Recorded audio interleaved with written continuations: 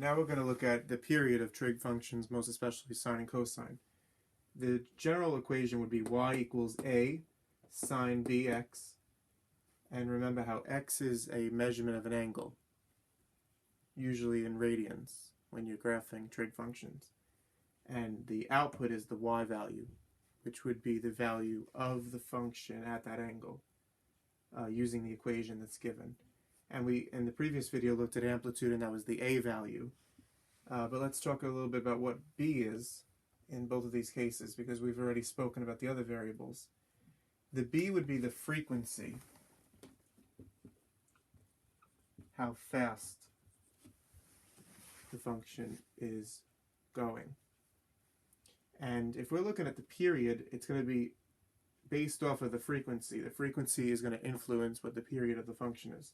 The formula for period is that we're going to take 2 pi, because that is the period of the basic parent sine function, and also the period of the basic parent cosine function is 2 pi.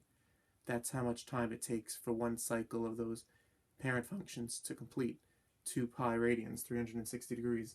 But we're going to divide it by the frequency, which is how fast it's going. And you're always going to have a period that's a positive number, so we're going to take the absolute value. So for instance, in question 1, I'm going to find the period of y equals 3 times the cosine of 6x. My amplitude is the a value, and that's 3. My frequency is 6, because that's the number of b, bx. It's always multiplied by x. But I would find the period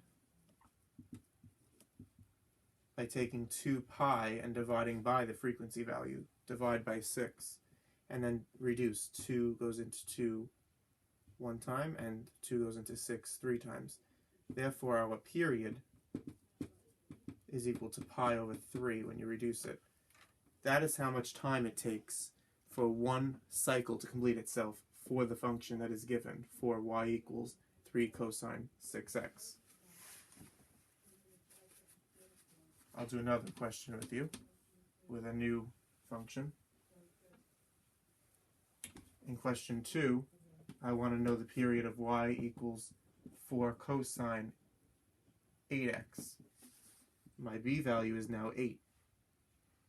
So I'm going to use this formula and find the period. The period would be equal to 2 pi over the b value, over the frequency, which is 8. Reduce. 2 goes into 2 one time. 2 goes into 8 4 times. Pi over 4 would be the period of this function, using the formula that I showed here. I hope this helps you to understand how to find the period of a trig function when you know the equation. In the next video, I will show you how you would find the frequency if you are given the period. So it's a little bit of working backwards.